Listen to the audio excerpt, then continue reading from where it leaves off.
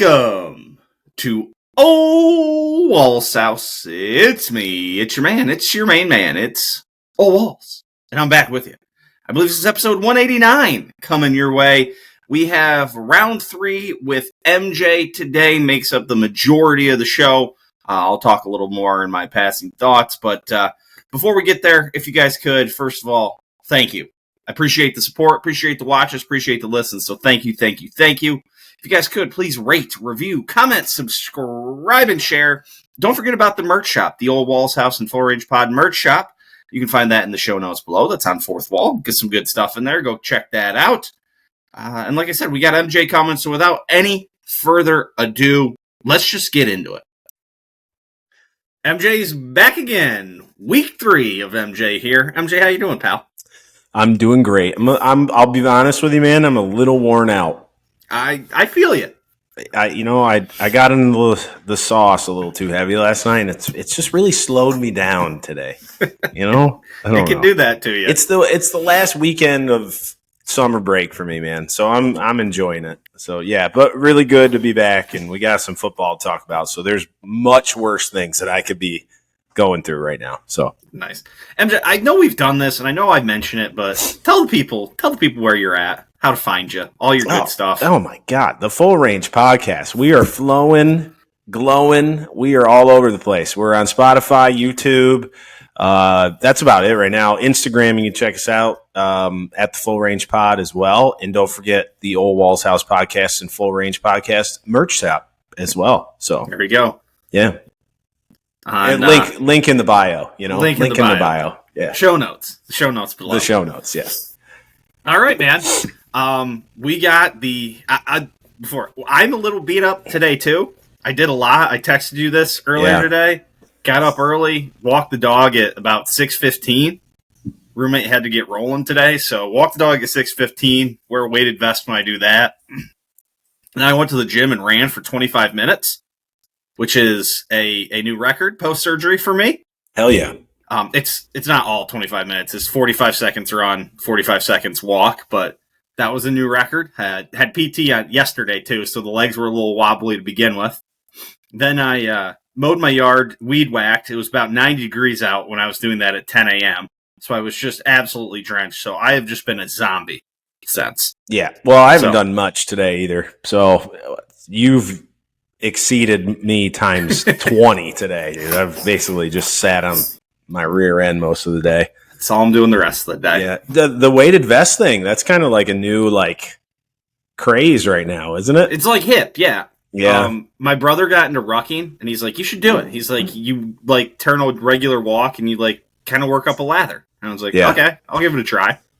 Yeah, Jen talks about it. I've heard it's like the my guest on the Full Range Podcast, Dustin White, brought up the hot girl walk or whatever, where it's just it's cranking on incline, and it's real popular with the ladies right now. Yeah, but yeah. I got a 35-pound vest on. You feel it. Yeah. Oh, for sure. Oh yeah. It takes a 25, 30-minute walk with the dog that would have been nothing, and gives a little something to it. Yeah, a little pep in the step. Yeah. Well, all right, man. Let's head west, shall we? The NFC West is where you have requested the start. Just a couple of notes from last year. The Rams and the Seahawks at 10-7, the Cardinals at 8-9, and the 49ers, rough year for them, 6-11. Interested to see what you say about if this will be a little bit of a bounce back year for them. So nothing crazy, on other stats. Defenses were all okay. Offenses, there are a couple okay ones. Cardinals, actually, one of the better offenses in that division. Not one of the best in that division. The rest of them kind of middling, if you will. The 49ers weren't so bad. Their defense was just absolutely atrocious. 29th in the league in points allowed. So, where do you want to start? Who do you want to start with? Well, let's start right there, my friend. Okay. Let's start right there. So I was thinking about, last week we kind of did, I don't know, kind of just wherever the conversation flowed. The week before with the NFC and AFC East, we kind of went down of how I was going to see them, who won it, who was going to be last. I'm going to start at the bottom here. The San Francisco 49ers will be in last place in the NFC West. Okay. That is a ballsy call, MJ, because they have a 10.5 win over-under, which is the most in the division.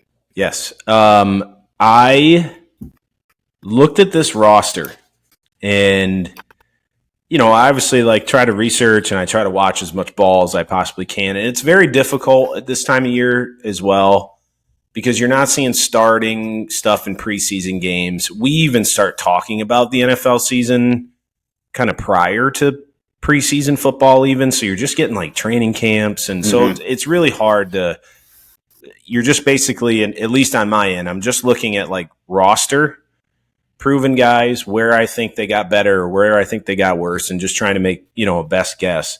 I think they're last in the division.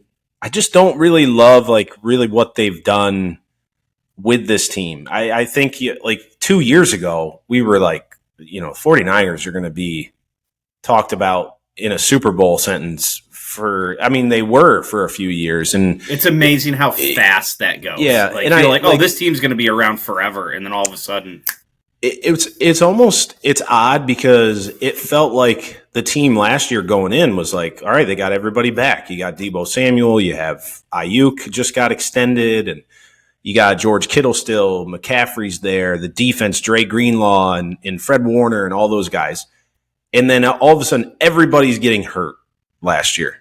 The McCaffrey's out, and then his backup, the Mason kid, Jordan Mason, he gets hurt, and then it's just one after another. Ayuk goes down after 4 or 5 weeks, and I think Deebo even dealt with some stuff last season. I don't think he played at full power. And then Dre Greenlaw is coming off of an injury from the season prior, and then you get some defensive things going on, and then it's all of a sudden they kind of just sold shop a little bit this offseason where they had some departures. Greenlaw's not there anymore. It's really just Bosa, Ward, and Warner, I think, are kind of the big names left in that defense. So I'm really concerned about their defense still. And it wasn't really great last year. I think they're trying to really get youthful, but also still compete. They're kind of in a weird spot there. And I'm not saying Deebo Samuel's a stud, but if you think about when we were talking about the 49ers in a Super Bowl context, he was a big part of that conversation. They were using him gadgety ways, and he was running the ball, and he made some really big plays for him. Then you had Ayuk and, a lot of these guys. Now, I will say, I do think the offense is still relatively good, and I trust Kyle Shanahan to still put out a good product there. I have questions about the offense. Yeah, no, there's definitely questions. I mean, Samuel's gone. Ayuk, I forgot that they weren't expecting him for week 1, and I didn't realize how late into the season they weren't expecting him. Yeah. Week 6 is where they have him slated to return. Yep. And you don't know what that's going to look like when that happens either. I mean, slated to return week 6 from an ACL, MCL, I think it was. Yeah, ACL, MCL. Take it from your boy. That could be weird. Takes a while. Yeah. It takes a while. Yeah. Is Juwan Jennings their best receiver right now?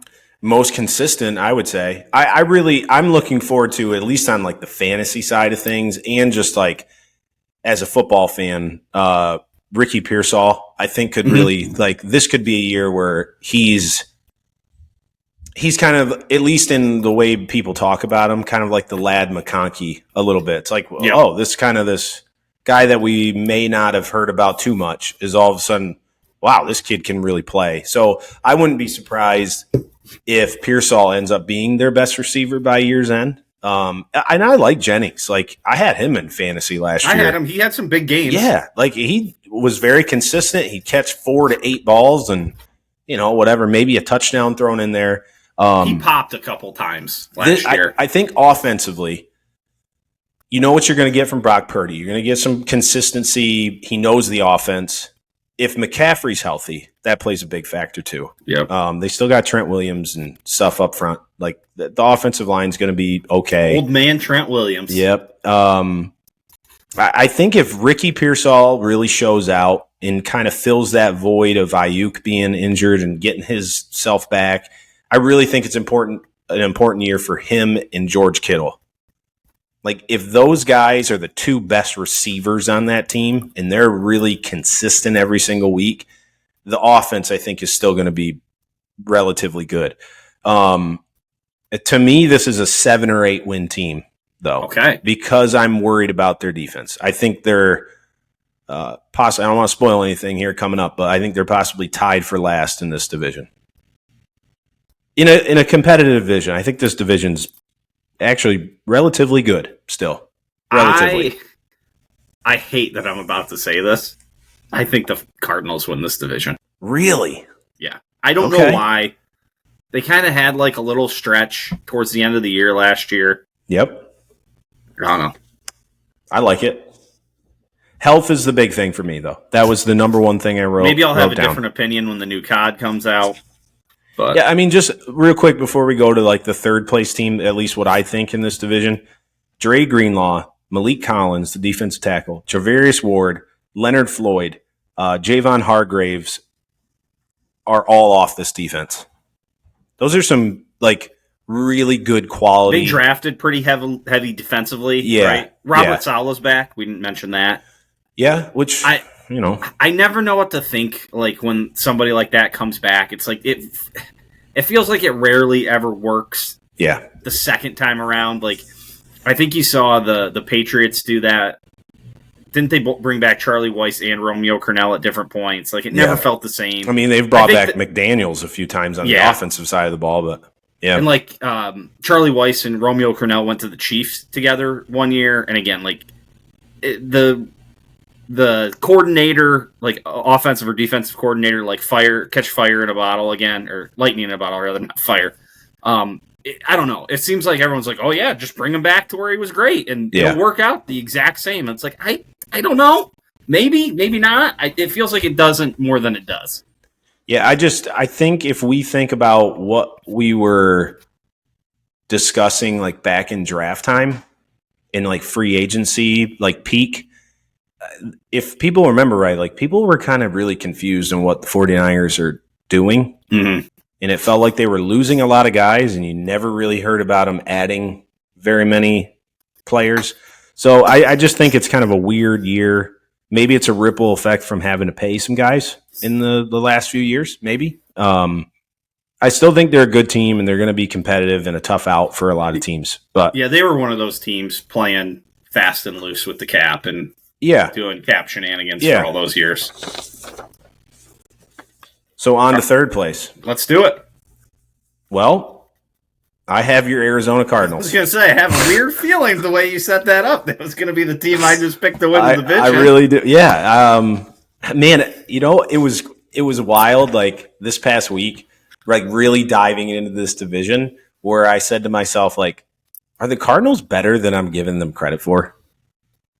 And I almost tried to find, and maybe this is like leaning into more of your opinion, I was trying to find more excuses on why they weren't going to be good than why they would be. And every single time I thought about it, my number one question is, what's Kyler Murray going to look like this year? Mm-hmm. Because we've talked about this for years, it feels like, man. It's just, you do get these spots in like these seasons and games where you're like, man, this kid can really play. Like he has all the tools and he can bring a team from behind and he's scrambling all over the place and chucking it up on fourth down for a touchdown to win a game or, whatever it might be. But he's part of the reason why they're in some of those situations, I think, sometimes. I need to correct myself. I don't know why I flip-flopped this. I said they got hot late. They got hot like right in the middle of the season, won 4 in a row, and then lost 5 of their last 7. So, but like if you look at this team, like James Conner is older, but like reliable. He's solid. Trey Benson's his backup. That's like a young running back. I mean, you got to expect Marvin Harrison Jr. is going to even, do even better than he did as a rookie last year. I have seen so many people really down on him. Why? I don't get it. Yeah, I don't get it either. I felt like I got him in an auction fantasy the other day, and I got him for like $20, and I was like, I feel like I stole one a little bit there. Yeah. The rest of that team, I drafted like a fucking asshole. And maybe that's what's playing into me a little bit. Like, I think people are maybe undervaluing Kyler Murray so much that they're just like... Let me hit you with something. As I try and stand up for Marvin Harrison Jr., I'm going to completely flip-flop on it. Only 200 plus, 2 games over 100 yards, fewer than 50 10 times. He was targeted just 21% of the time on his routes, which was tied for 87th among qualifying players. To me, though, is... That said, he was like a touchdown machine occasionally. Like, yeah. He did that and like would have huge fantasy games like 4 or 5 times throughout the year because he'd get all these touches real early and score a couple touchdowns. And the talent is absolutely there with that guy. So let me ask you a question. Absolute freak. If Marvin Harrison Jr. is in Jacksonville and Brian Thomas Jr. is in Arizona, do you think Harrison's looked at more in a positive way like Thomas is? Like, I mean, I feel like a lot of people think Thomas Jr. is going to have like kind of even more of a breakout year in Jacksonville. I would take Marvin Harrison Jr. Yeah. So like, if you give me the choice of those guys, like, I mean, it's close, man, to be honest. It really is, but I'm still taking Marvin Harrison Jr. Yeah. I think the upside's higher. To me, I think it's like a guy with that talent, size, speed, route tree, like, is it just the situation? Is it is that all it is? And that very well could be the thing. And we also have to say he was a rookie last year. Yeah. Like, it's still a big jump. He's kind of young too, isn't he? Yeah. I mean, the kid's been like basically the next coming of Jesus Christ when he was in college. Like, yes. I mean, he's supposed to be a Hall of Famer. That's kind of how they touted him. And he showed flashes, and to me, it's a little bit with the whole Kyler Murray thing. Like, when Kyler Murray's going, Trey McBride and Marvin Harrison Jr. look pretty damn good. Yeah. When it's not so good, I think those guys are going to struggle. Now, McBride's just a receptions monster, but I think they're going to be fine offensively. I'm a little worried about the run game, but that's just because James Conner's age. Yeah, I get that. Defensively, man. Like, let's talk about their defense. Their defense was actually pretty good last year, which I didn't even really realize, if I remember correctly. And they have Josh Sweat. They have Calais Campbell, Budda Baker, Zaven Collins, the linebacker. Like, there's some guys. And like you said, I don't know if we said this yet, but in the draft, like, you go get Walter Nolan from Ole Miss as a D tackle, like possibly the best D tackle in the draft. You go out and get Will Johnson, the corner from Michigan, who was touted as a first rounder, then kind of fell into the second round.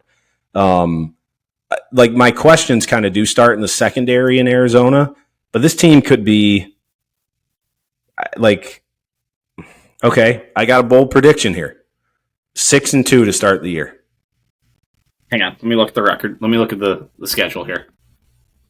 And 6-2, you said. And what's sad about that, I think they finish with only 8 or 9 wins. Maybe. They opened Saints, Panthers, Niners, Seahawks, Titans, Colts. So, I mean, Saints, Panthers, Colts, Titans, like... Was that their first 8 games? That was their first 6. Then they go Packers, Cowboys. Okay.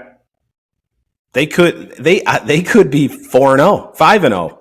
They could be. They could legit, like, they could be 8-0. Yeah. Like, it's not unreasonable that the Packers and the Cowboys drop one of those games. No, it's not. So it's this one was really difficult for me, man. The Arizona Cardinals were really hard. Schedule, like, they have a good schedule. Correct me if I'm wrong. No, I don't think it was them. One of these teams that we're going to talk about today have the easiest preseason, forward-looking schedule in the league. But I can't remember who it was. See if I can try and find it. I mean, looking at that, it'd be hard to say the Cardinals don't have one of the easier ones. This is a terrible link. 49ers. Okay, that's who it was. Yeah. But, I mean, you got to think the Cardinals are playing a lot of the same teams, most likely. Cardinals are 31, 30, 29, 20, 27th. Mm-hmm. So, I don't know. This was, and I hate doing this on the pod, saying I don't know, because I feel like when I come on here. This is an I don't know team. Like, that's the thing. Like, I say that, and, like, you kind of chuckled, and then you kind of went, it's the meme. It's the, well, it's them. They are that meme. Yeah. I think this is a underrated team.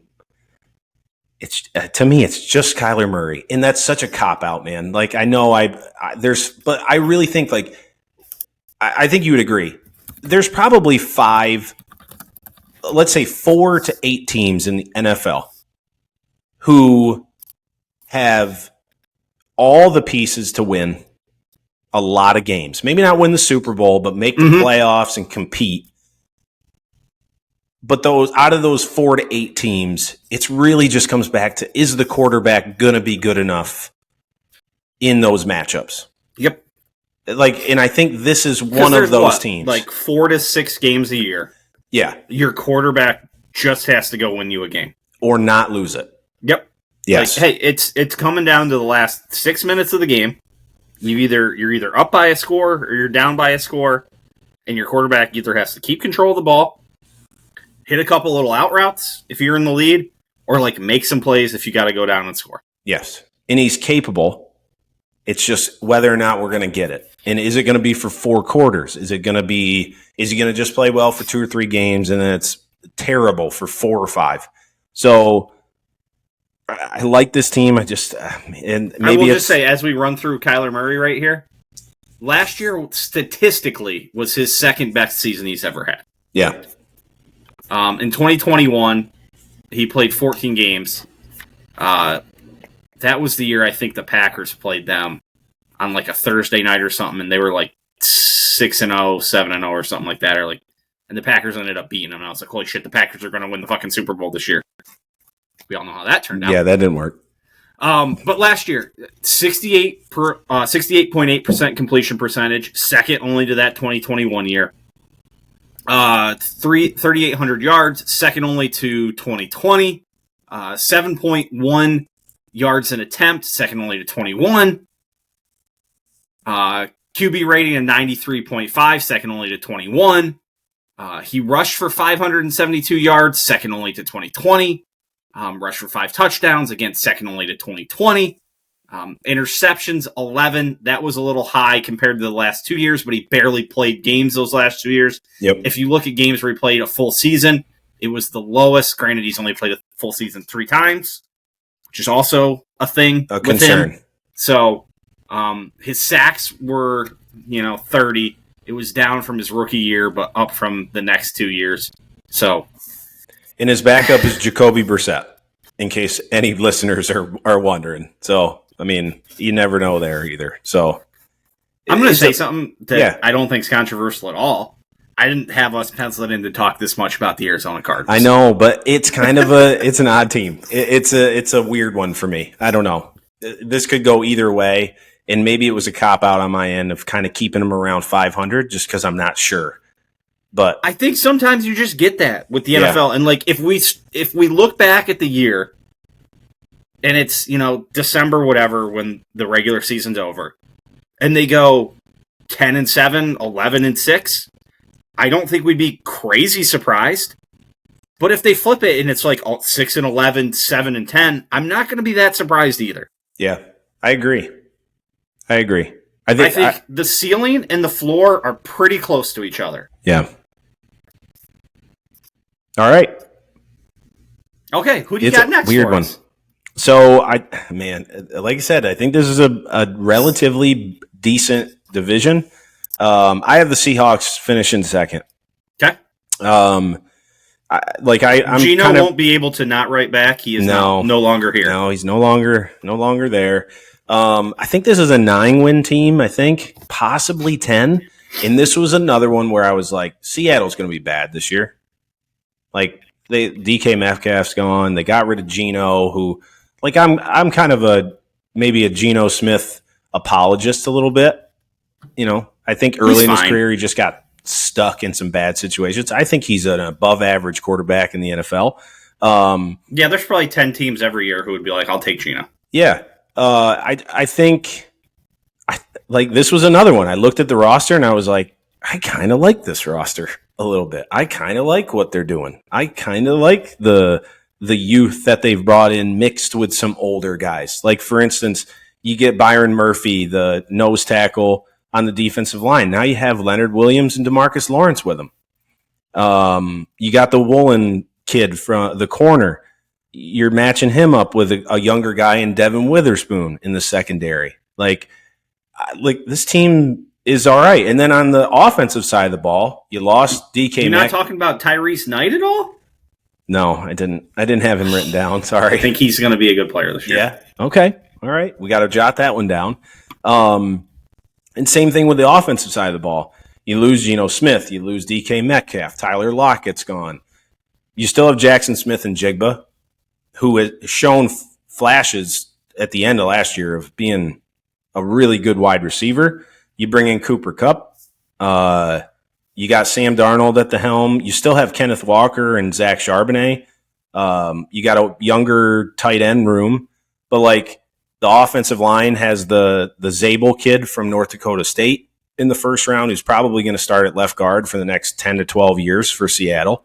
I think this is going to be a run first, good defensive team. I think they're going to be in a lot of different games that they probably shouldn't be, especially when teams have to go out to Seattle. My only big question here is Sam Darnold the answer, or was last year just the product of Kevin O'Connell, that offensive line and weapons in Minnesota? I also read a thing that Sam Darnold led the league in time to throw last season. He had almost 3.1 seconds as an average to throw the football, which was the highest in the league. That's an eternity in the NFL. Yes. Yeah.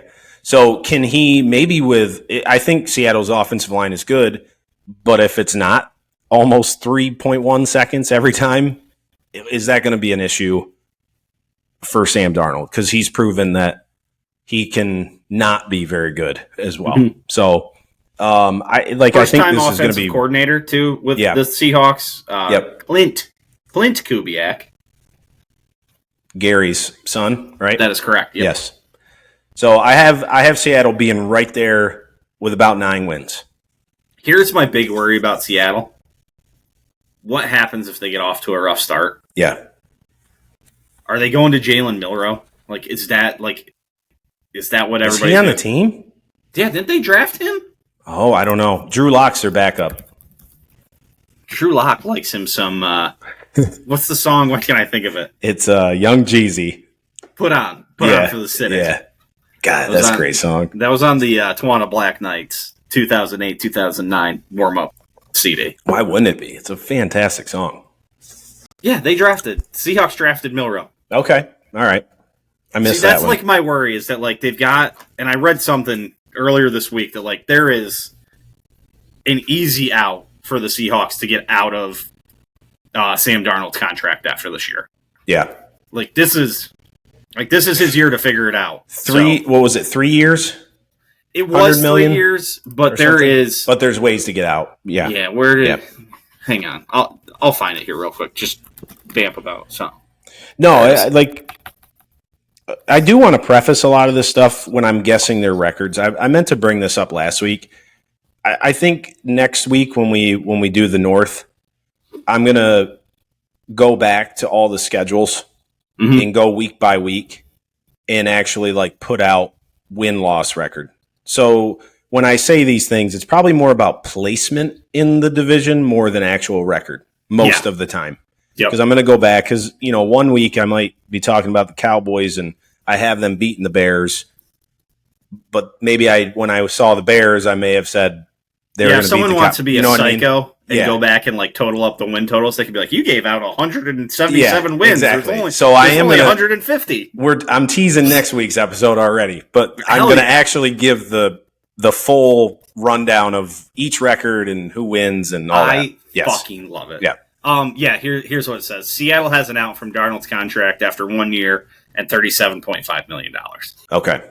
I don't know what the full one is off the top of my head, but so 37.5 would be an expensive 1 year for a guy if he fails, but if they want to get out of it, they're out. Yeah. So, you got to think, like, does Seattle think they're a Super Bowl contender? Like, do they? I can't imagine they do. I don't. I mean, you feel like they're kind of paying a guy right now to. You think it's kind of leaning Not towards really. that. But I don't know. I mean, top QBs are making 50 now, right? True. You're right. Yeah. I don't know. I mean, I bet you that's mid in the teens, right? Oh, for sure. Yeah. By now, it definitely is. I mean, Dak's making 45, 42, something like that, and 60. No, I'm just saying, like, well, that's with stuff, I think, though, too. Yeah.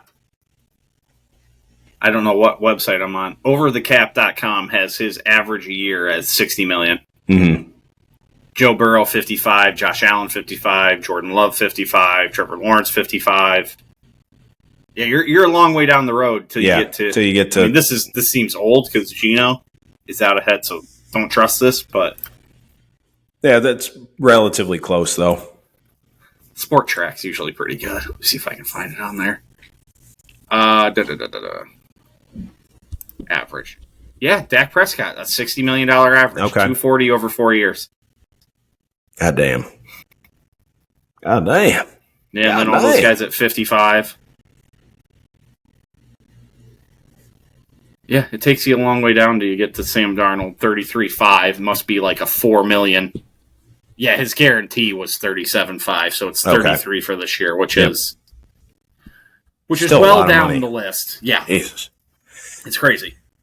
Well, that leaves one team. It sure does. I'm guessing they're your pick to win the division. Yes, they are. I like the Rams, man. I mean, Matthew Stafford. I think that plays a big part. But isn't his back just jacked to hell right now? A bulging disc or something? He's one of those guys, though, that I saw. You got to see him for so long in Detroit. Just take a beating. Yeah. And he didn't miss games. He went out there and toughed things out. Like, I still watch that one clip of him going out after he dislocates his shoulder for one play, comes back in and throws the game-winning touchdown or whatever. And that can give me like chills if I'm watching it at the right time. Like, it's just incredible. But my big thing for the Rams, I have them winning. Like, I think they're going to be good. I have them winning 11 or 12 games. 9.5's the over/under. I love the over there. This has to be at least a 10-win team to me. And it really boils down to, for me, not even anything on the offense, because I think Stafford's great. I love Kyron Williams. They have a good backup with Blake Corum. The addition of Devontae Adams, I really think people overlook still how really good he is. I think he's still really good. To me, like, Puka Nacua just needs to stay healthy, which is a big question mark. Mm-hmm. But I really like this offense as a whole. It really comes down to the defense for me. And I remember last year at this time when we were talking about the Rams, they were young. Aaron Donald had retired. You didn't know what the defense was going to look like. And I had a lot of worries. And Sean McVay and that staff took a young team with Jared Verse and all these guys and made it really competitive. They do a really good job of developing and getting those younger guys ready to play. So my biggest question is, like, guys like Kobe Turner, Josiah Stewart, the rookies and stuff that they drafted on the defensive side of the ball, are they going to be ready to play and, at least be able to be rotational players in a good defense?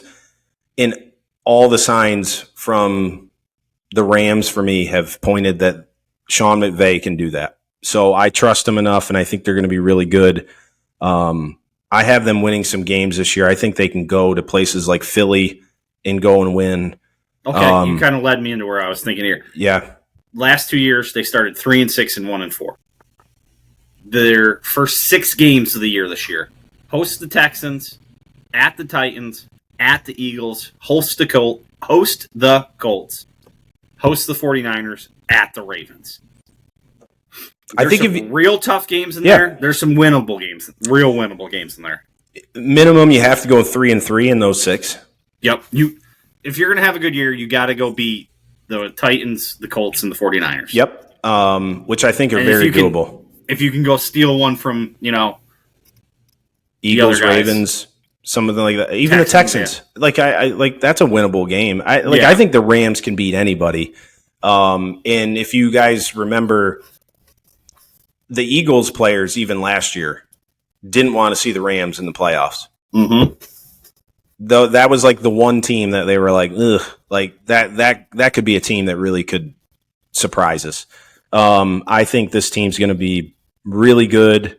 And Sean McVay is so good. You can say what you will about him, because I know a lot of people maybe don't like him a little bit, but he can coach. Yeah.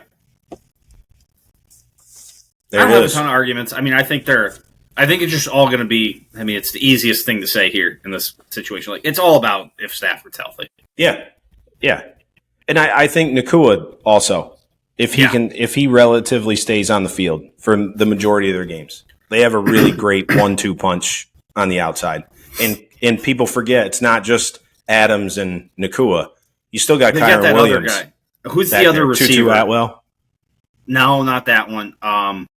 He's not bad though either. Shit. What's his name? I'm trying to think. Are you thinking of Demarcus Robinson? No, he stinks. Okay. I was going to say I don't think he's a Ram anymore either. Jordan Whittington.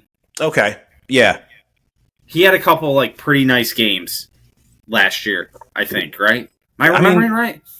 Yeah, you're right. And that was probably when Nakua missed time. Yes, that's exactly what it was. Cooper Kupp missed time. Like that. Like those are two receivers that just beaten down. Yeah. So I really like him. All right. Well, shall we head to the AFC West? Let's go. This is an interesting division. I love it. I got some bold ones for you, Wally. Okay, I've got a lot to set up here, okay, so bear with me. You got it. Last year's standings: Chiefs 15-2, Chargers 11-6. Your favorite guy there. Broncos 10-7, Raiders 4-13. Okay.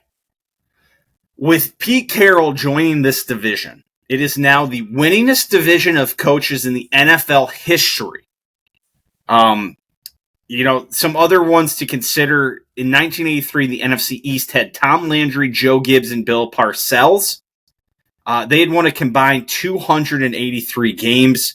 The career win total of the coaches in this division is 668. Damn. Pete Carroll has never won fewer than 7 games since the first year of his coaching career. Jim Harbaugh has never had a losing season. Sean Payton's worst career finish is 7-9. And then obviously Andy Reid. Yeah. Pretty good. So those were the couple things I wanted to set up. Obviously, there's a lot happening in this division. It sets me up perfect, man, because I think this is the best division in football. Hard to disagree. I think it's maybe not easily, but to me it is. Like when I think of all the divisions, the AFC West is good, really, really good.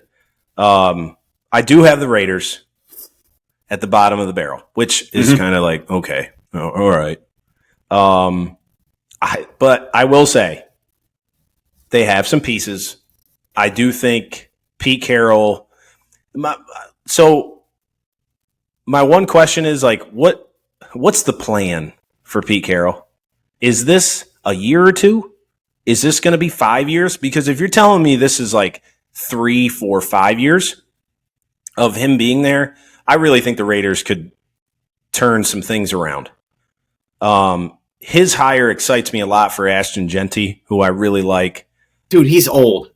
Yeah, he's really old. He's 73. Yeah, So is he going to coach when he's 77, 78? Like, you know what I mean? Like, I don't know how that's going to work. Maybe it will. But it almost feels like this is like a hire of like, okay, you got this year. He's already the oldest coach in NFL history. And now it's like, okay, well, year 2, that's kind of got to be it. Because we don't know what's going to happen after year 2, 3 a little bit. And then we got to almost start over, new coach, new staff, all these different things. So that does worry me a little bit. Yeah, the next oldest coach in NFL history was Romeo Crennel. Okay. In 2014 with the Texans.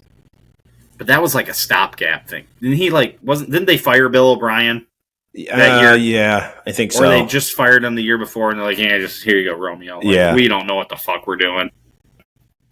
But this is, I mean, you got to think, like, if Pete Carroll's going to Pete Carroll a little bit, they're going to run the football.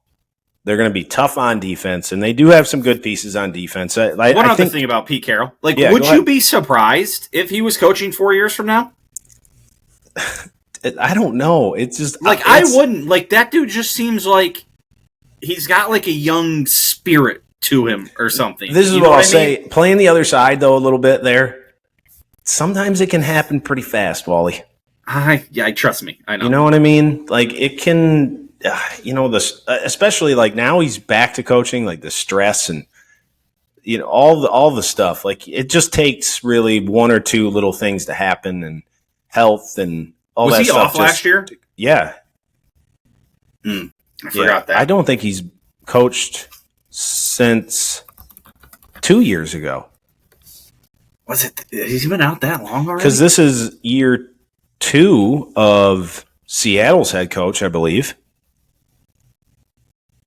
Yeah, 2023 was his last year in Seattle. Man, a lot can happen in 2 years when you've like gone from. I had kind of forgot that he had. I thought he was just coming right down from Seattle for a second.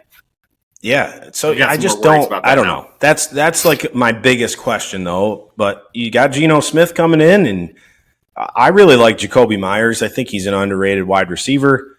Brock Bowers, dude. Jacoby Myers. Dude, Brock Bowers is going to be he's good. A fucking stud again this year. And I'm excited for Genty to be able to basically be Marshawn Lynch for Las Vegas, like, Lynch was for Seattle. I don't see it, man. He scored a touchdown today. We're recording this on Saturday. I hope that's okay to say. But yeah, absolutely. He scored a touchdown. I saw his first career touchdown in the preseason. Are they playing the Chiefs? No, they were playing someone in the NFC. Yeah, it was somebody we talked about earlier because I almost said it's 10-10 right now in whatever preseason game. Was it the Niners? Yes, that's who I think. That's who it was. Yeah, the Packers committed 11 penalties in the first half today. Undisciplined coaching. Yeah, fucking, they're always undisciplined and they're always hurt. But it's an incredible combination. Sorry. No, it's okay. I like this team next though. Week. That's for next week. It is. We'll get your Packers then. Don't worry. Yeah, I just think this is going to be a team that's probably on the level for me as like Carolina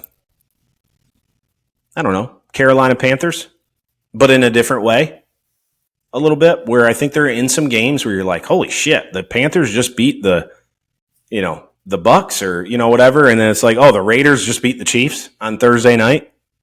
Yeah, I can see that. You know what I mean? Here's the thing that I think is very different. I don't know what the road is for the Raiders. Mm-hmm.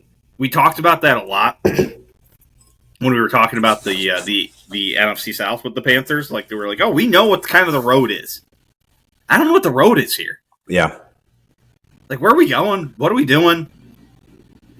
Yeah. Like, it comes back to like where we're just at with Pete Carroll. Like, Geno Smith's our quarterback. How much longer is that going to go? I mean, Geno's been around for a while. Geno's what? 34? He's 34? Yeah. So you're looking for a couple years out of him? That's what I mean. That's kind of what I was alluding to, though, because it's like Pete Carroll, maybe coach for 2 or 3 years, and then by then Geno's probably going to be done or close to it. So is Pete Carroll like in the front office too? Maybe. I know Brady obviously is like one of the owner, whatever. Which is also weird. Yeah. No, he's just the head coach. This is it just feels like I don't get this team. All these hires and stuff were kind of like win now. Mm-hmm. And then it's like if you don't win and get in the playoffs, deep playoffs within year 2 or 3 here, it's probably reset time a little in some aspects. New head coach, new staff, maybe new quarterbacks and all that. So it's odd. I think they're going to be a competitive, decent football team this year, though. Yeah. We really got bogged down with the Raiders there. We ready? Are we ready? Let's go. Okay. LA Chargers. No. Try again. Kansas City Chiefs. It is the Kansas City Chiefs, folks. 3rd place in the division. I'm calling it right now. Some of this is probably just I'm tired of the Chiefs always winning the division and winning 13 games or 14 games or whatever. Like I said, this division is the best in football, I believe. I think they're an 11-win team. My prediction here is they start the season 1-3 and finish at 10-7 or 11-6. Schedule. Need to see their schedule. Let's go. Check it out. So they open at the Chargers. Loss. That's a Friday night. That must be the Peacock game. Then they host the Eagles. Loss. And they go to the Giants. So Win. you're counting that as a loss. Win. And then the Ravens come to town. Loss. Let me just keep going because it doesn't get easier. Then they go to the Jags. Like, the Jags could beat them. They're going to bounce back there. Like, East Coast trip, though. Yep. Like, you're right. Oh, wait, hang on. No, that's October 6th. That's a Thursday night. No, that's Monday night. So, not as much. It's not early. Then the Lions come to town. They'll beat the Lions. But still, tough game. Tough game, yes. Raiders, Commanders come to town. God damn, they are all over primetime. Yeah. We're just... I know. Uh-huh. Then they have to go to Buffalo November 2nd. Loss. At the Broncos. They're going to win. They'll split with the Broncos. Colts, they'll beat the Colts. They go to Dallas on November 27th. That's They the will Monday after Thanksgiving. Punish the Cowboys. Wait, no, that can't be the Monday after Thanksgiving. No, it's got to be. Oh, shit, that's October. Is it Thursday? It's Thursday. That's Thanksgiving. Thanksgiving Day in Dallas. Fun. MJ's Thanksgiving is ruined. Yep, already. Pacheco's going to run for 600 yards and 4 touchdowns, and Travis Kelce will score 4 touchdowns. Yeah. No, I have serious questions about this team, too. They're getting old. They won 12. They went 12-0. 12-0 in one-score games last year. That was my biggest thing, Wally, when thinking about this. That may be. Like, we talk about, like, some of the greatest stats, the unbreakable records in sports. Cal Ripken's Iron Man record. Hank Aaron and Barry Bonds home run record. Do whatever you want with that. Whatever the fuck else it is. 12-0 in a single season in the NFL in one-score games? Mm-hmm. That's not going to happen again. It can't. Like, in a league where set up like the NFL, where they do every single thing they can to make parity. And that one-score games are crazy. It's the reason we all love Red Zone. Mm-hmm. That, you never know what's going to happen. And they won every single time. There were so many games. Block in the kicks, fourth. Yeah, block kicks and down the 10 Raiders points. Last year had them on the ropes at least once, if not both games they played the Raiders. I think it was both games. Like, they should have lost 4 or 5 of those games last year. And still, that's incredible that you beat the Ravens by 7, beat the Chiefs by 1, the Falcons by 5, the Chargers by 7. The Raiders by 7. The Broncos by 6 in overtime. The Bucks by 6 in overtime. The Buccaneers by 2. They lose to the Bills. The Panthers by 3. Yep. November 29th, they beat the Raiders 17-19. That's a blocked field goal. The next day, next week, 19-7 against the Chargers. Texans 27-19, so that's a close one. Conference championship, beat the Bills by 3. Josh Allen was going nuts in that game. Just couldn't push him over the that's not happening again. I can't. Travis Kelce is a shell of himself. Yeah, Rashee Rice is their best receiver. I mean, Pacheco is a fine running back. There's a question there though too, real quick. He had that injury last year. He broke his tibula or something, or fibula or whatever. Who's that? Pacheco in week 2, and then he came back, and he wasn't really the same. So no, how does that play a factor in his style of running too? Because he's kind of they always call him the angry runner, and he's stomping his feet and stuff. So how does that affect? Yeah, I know. Kareem Hunt, you're back up. You're wearing off on me, and you're you and Bill and everybody else's hatred for the Chiefs. It's not. I don't know. See, the thing is, and a little side note here: the Chiefs were a top 5 of my favorite teams ever growing up. So it always was the Cowboys by far, and then it was the Houston Oilers / Tennessee Titans. I was always a Ravens fan, a Panthers fan, and then the Chiefs were kind of right there for me of teams. You want to add another team in there, dude, or no? You got enough? I'm just saying. No. What I'm saying is I'm a Cowboys fan. MJ likes a quarter of the league, but those are the teams that I would kind of cheer for if I was watching them, that kind of stuff. So, but they have to fall at some point, and I'm not saying they fall far. I still think this is a border playoff team. Really good, potentially a 11-12 win team. That's still really good, and they're going to be. I mean, we're kind of running them down a little bit. Yeah. The fact of the matter is, if you're starting an NFL franchise still to this day, you're taking Patrick Mahomes. Yes. You're going to get some people to argue Josh Allen, whatever else. You're taking Patrick Mahomes. Agreed.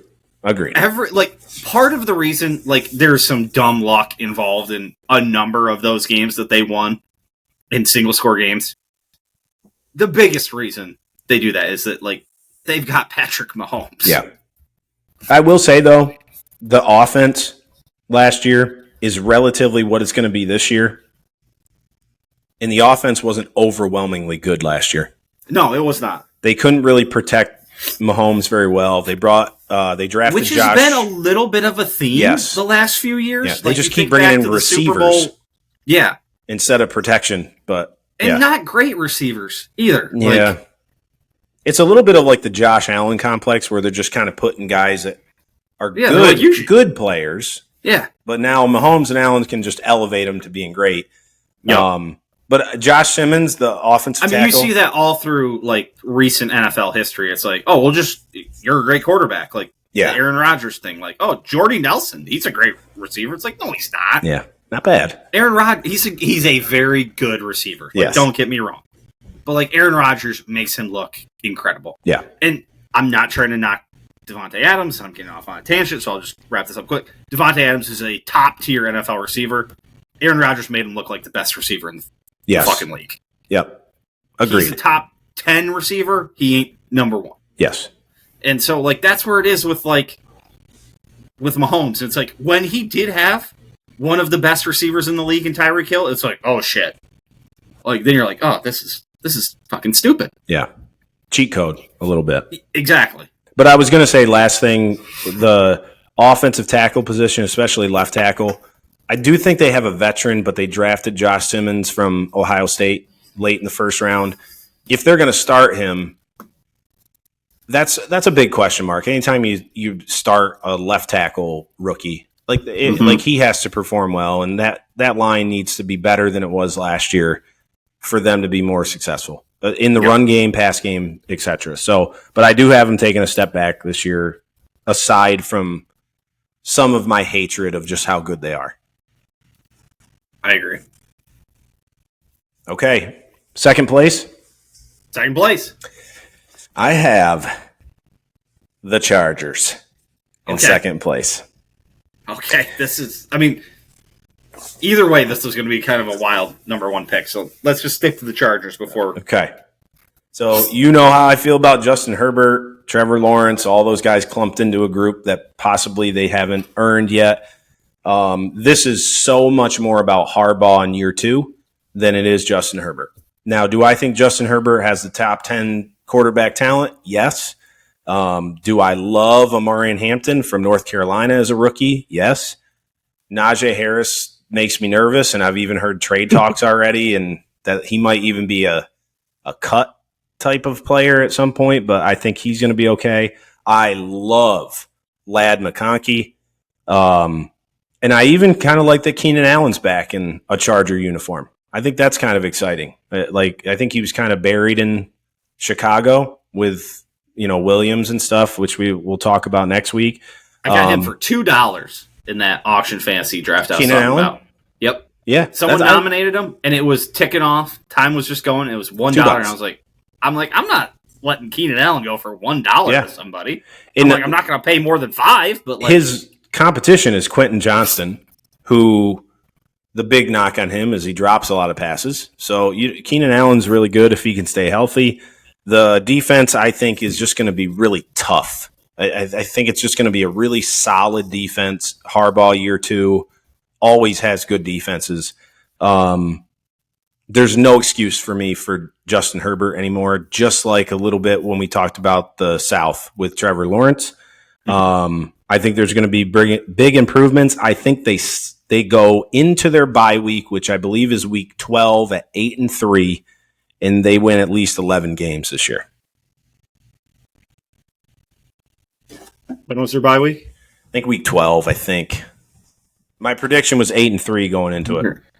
So they go Chiefs, Raiders, Broncos. They knock out the division in the first 3 weeks. Then Giants, Commanders, Dolphins, Colts. Vikings, who I think are going to take a step back. We'll get there next week. Titans, Steelers, Jags, Raiders. Yeah. I mean, the big ones are obviously the Chiefs and that stuff. But I think they're a supremely talented football team. Yeah. There's just not, to me, this was a team where I looked at it, I'm like, there's not a ton of holes. You can say what you will maybe about up front, pass rusher now. But to me, I don't like Harbaugh as a coach, but he's a really good coach, especially early in his years. He turns around teams quickly. It seems like that his shtick wears out. Yeah, I think so. Yeah. But, give him 3-4 years, it seems to work. Sometimes it's even less than that. And this is year 2, man. I really think they're going to be total, tough. 3-4 years, total. Before he starts to, wear on people. Yeah, I have this team. This could be a team that hosts a playoff game. But I do think their offensive line was a little bit of a question mark last year. You're right. They have some young guys up front. They're younger, if I remember correctly. I know they have the kid from Northwestern from a couple years ago, Rashawn Slater, who's a stud. That's not a question mark to me. But, yeah, I do think. But, again, they needed a little help at wide receiver. They went and did something in the draft there. And I don't want to bring up the Packers, but I am right now. The Packers have always been a team with questionable to bad offensive lines on paper, and they always perform well. And to me, that's coaching. And I really think coaching plays a much bigger factor in the NFL than people give it credit. You got all these guys are talented, man. They're freaks of nature. So I trust Harbaugh and his staff, even if there is questions. They're going to be tough. They're going to be disciplined. They're going to be just good enough to be able to run the football, protect Herbert most of the time. There's no more excuses for Herbert. He has weapons. He's got running game. He's got a decent defense. He's got a good head coach. This has to be the year. Or next year, I'm gonna make them 0-17 on this podcast. I was gonna say this seems like the year for Herbert. Like, you take the step this year and like, hey, last year was a pretty good year. Like, yes. what, 11? What did I say they were 11? Oh, I didn't. Yeah, I did say it. 11-6. Yeah. I think they repeat about that. Lost in the first round of the playoffs. Yep. But, like, do it again. Go 11-6 again. Go 12-5 and go win a playoff game. Like, show us something. You're getting paid now. Agreed. This isn't like you're on your rookie contract and they can do whatever the fuck else they want with the salary cap around you. Like, go do something, man.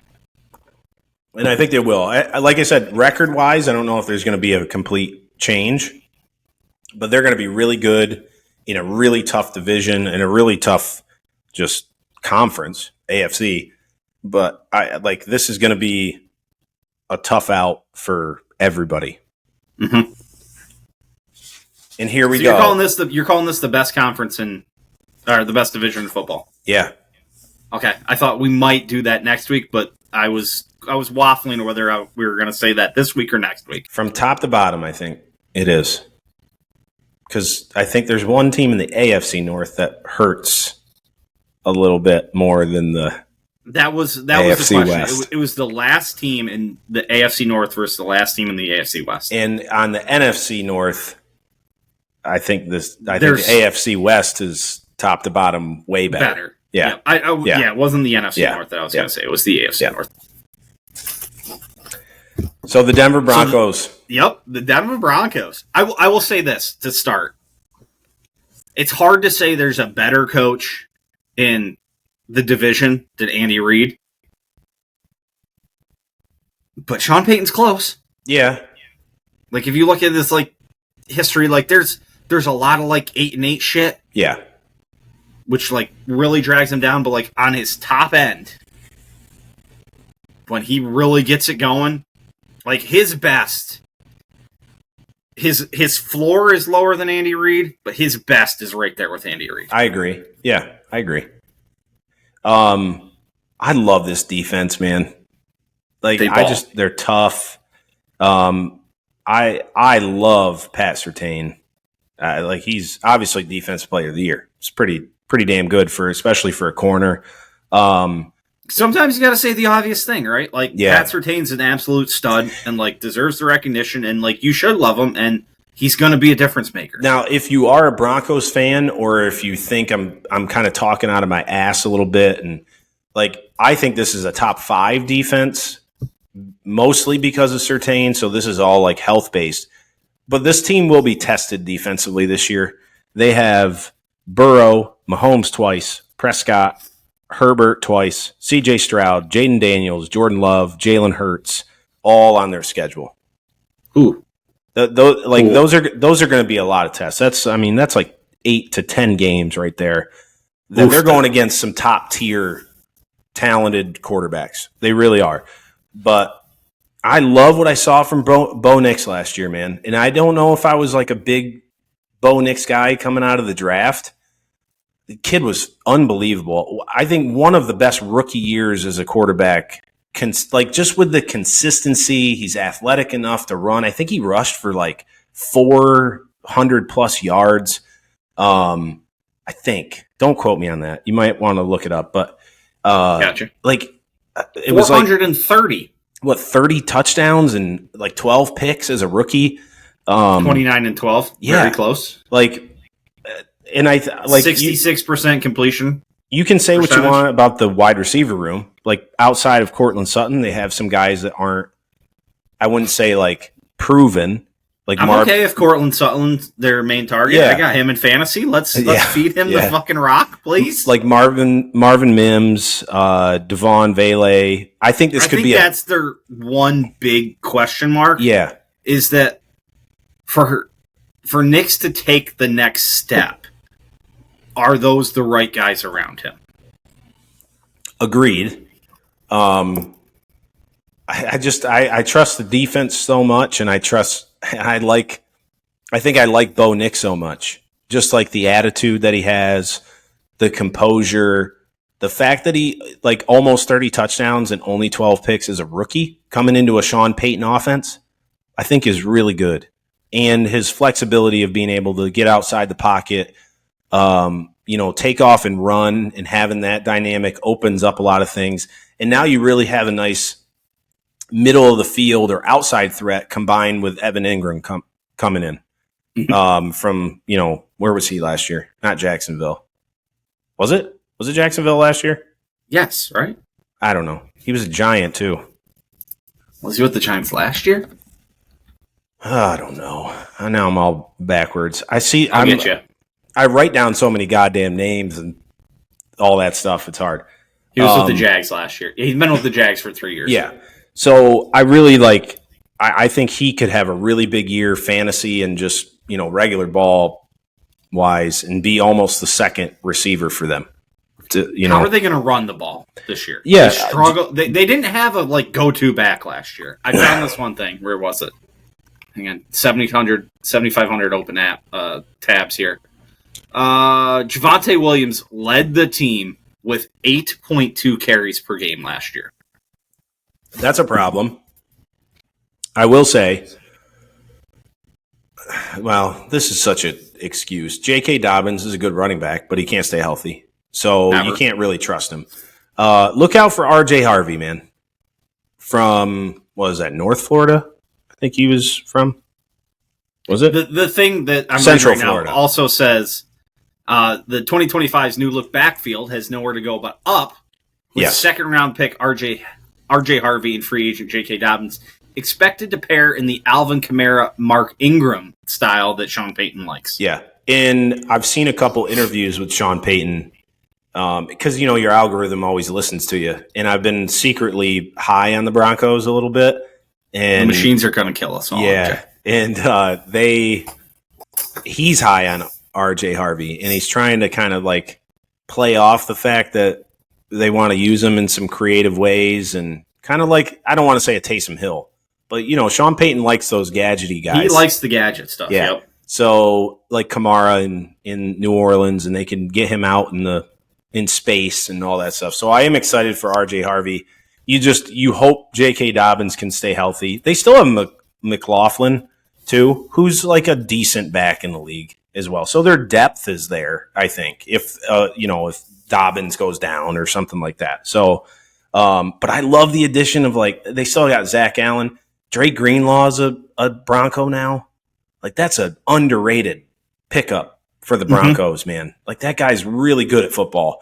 I really like this team. They win it with 12 wins. Okay, 12. Yeah. I'm a little scared of that one, but I told you this was going to be a bold division for me. So I'm going out on a limb. The Broncos win it. I think you went very bold. Yeah.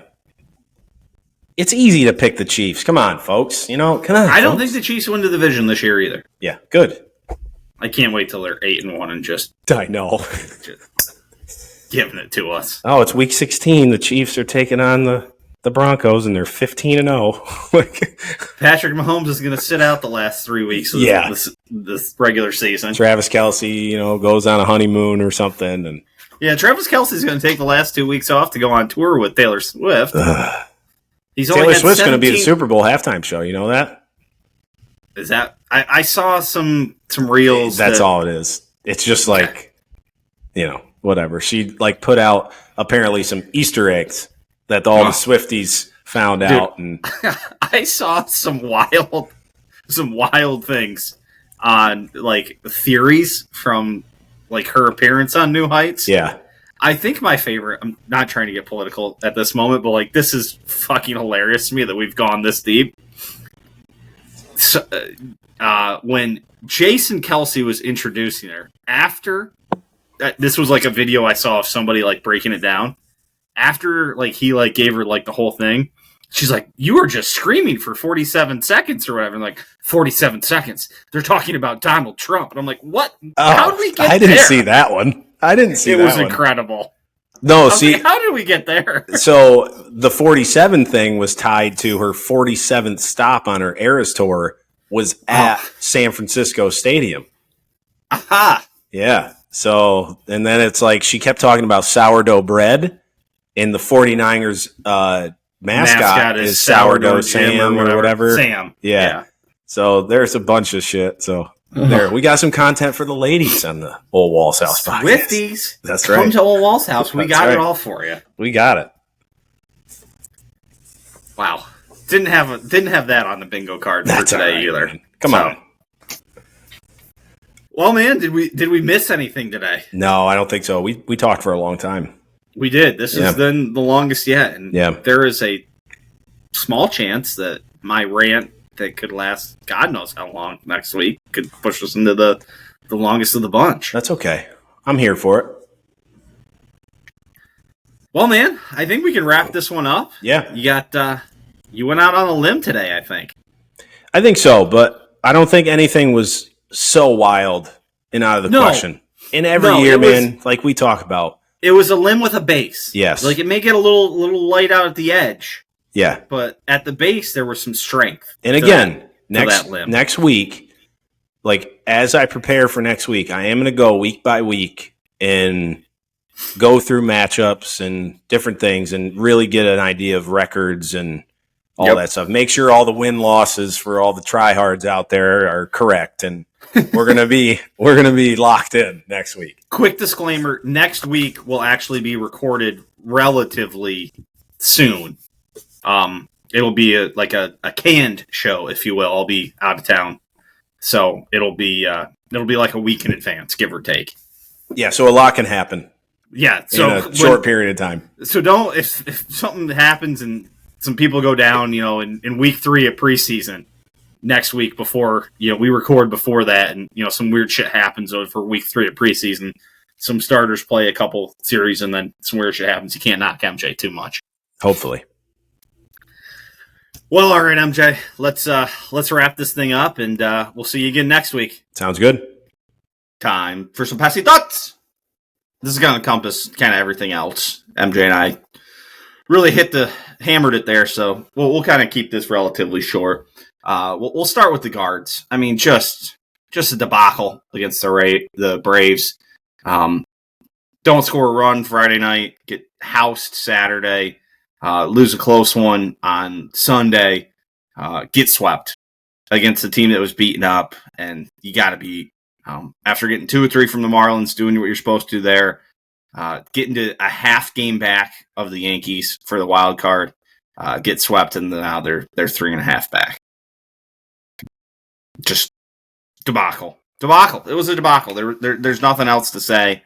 That said, there's still some hope. Diamondbacks and Rangers this week on the road for both, but these aren't crazy good teams. It's both are slightly under 500, so just get back on track. Missteps happen. There's about a month left in the season, give or take, a little over a month. Gotta go get it from here. This is where it all boils down to. Can you guys sack up and do this? We'll see. That was hurtful though. Hurtful, very hurtful.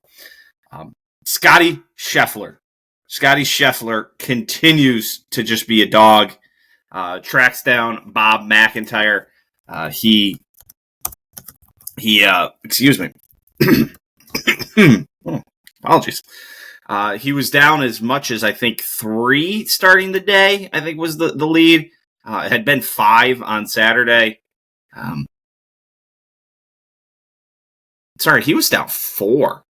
He was down 4 to start the day, and I believe by the second hole, it was down to 1. Big Bob came out and bogeyed the first 2.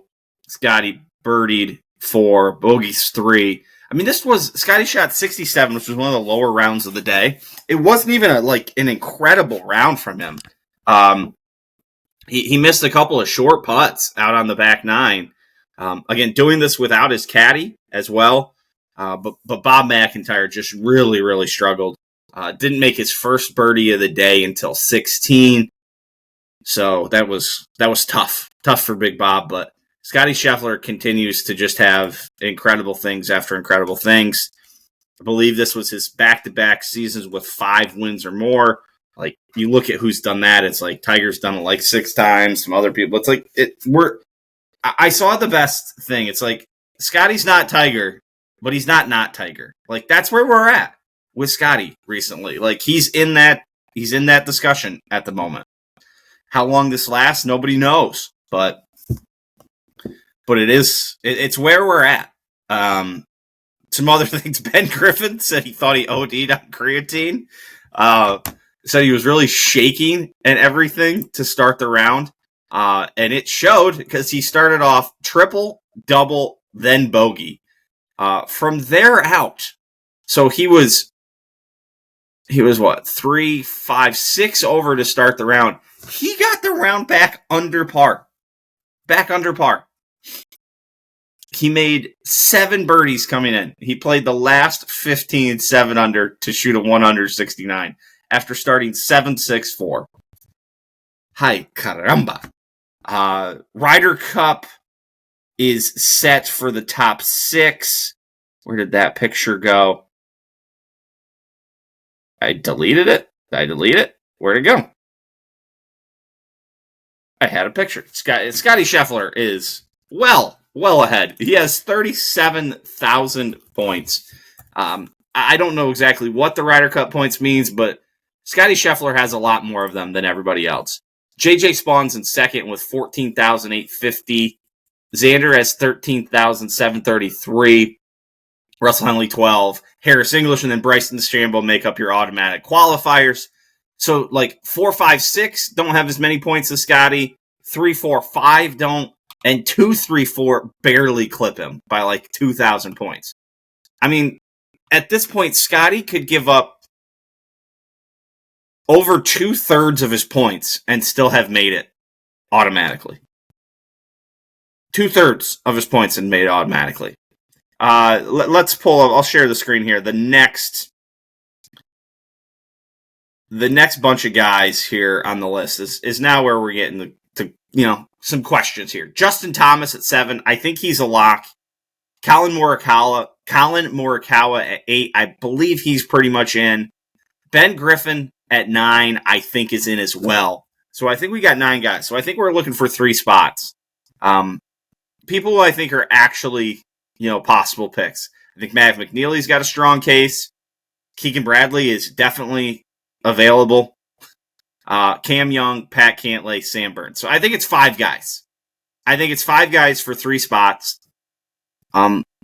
If this was a month ago, I'd say take Keegan, Mav, and Cam Young. Keegan hasn't been playing great lately. I don't know if that's the pick. If he does pick himself, I want to get out ahead of this. Like, I'm okay with it. I think it might add a little bit more than necessary if you've got some other guys you can go to that I think would be, even passes. I also think we could get Cam Young, Pat Cantlay, Sam Burns. Like, something tells me that's the most likely 3 picks if Keegan is not involved. If Keegan isn't, the problem is I would rather Cam Young than Keegan right now, and I don't think Cam Young would be the one that gets an automatic guarantee. I think you're looking at possibly Keegan, Pat Cantlay, Sam Burns to go with the top 9. I'm not sold that Morikawa should be there. I think he has 1 top 10 since Bay Hill, I heard. Like, I'm just not sold on that. So yeah, there we go. I have seen, the live bots are out in full effect. I've seen arguments for Brooks Koepka, who stinks. Patrick Reed, who, he's had an okay year, but I mean, it's just not going to happen. I mean, they can't stand the guy. Like, he's a cancer to the team room. And then my favorite is I saw some people saying Dustin Johnson has to be on this team. And I'm just like, Dustin Johnson? Like, this year? Like, this was the year we're gonna simp for Dustin Johnson? And he this year got cut at the Masters, got cut at the PGA, got cut at the US Open, and T23 at the Open Championship.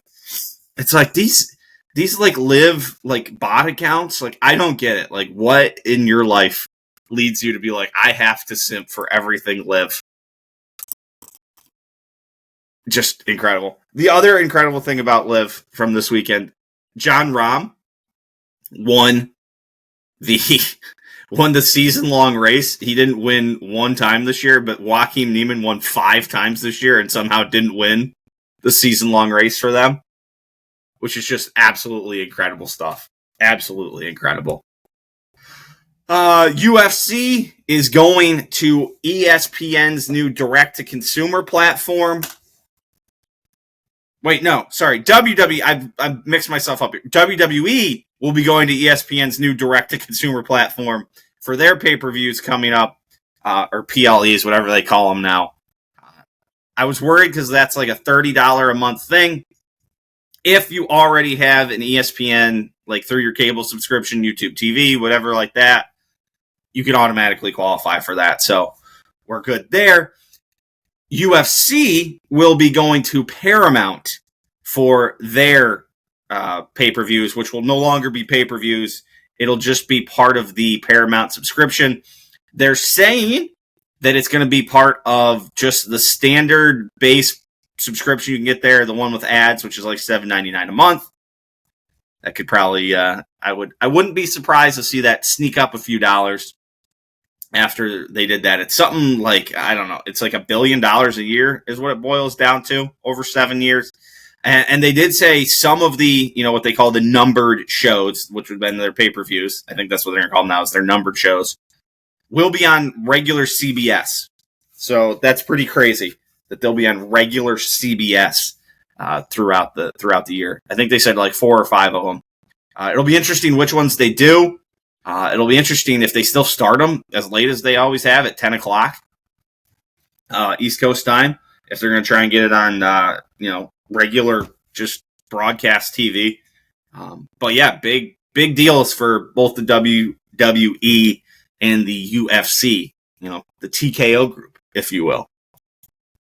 I was traveling a little last week, and there is a huge dilemma that I always run into when I head east.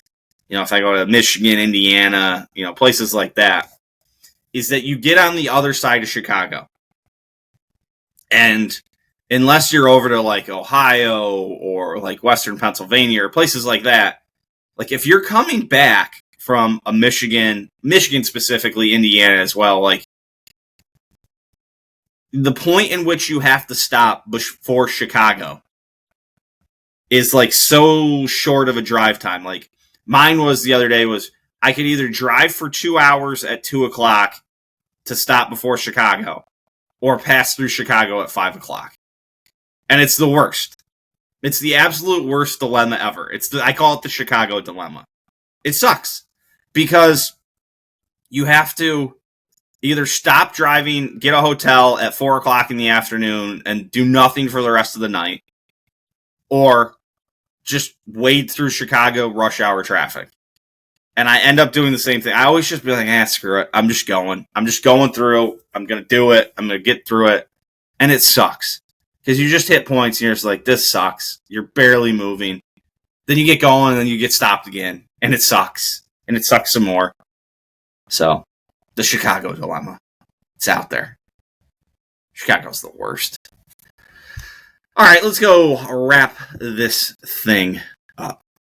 Closing time, everybody.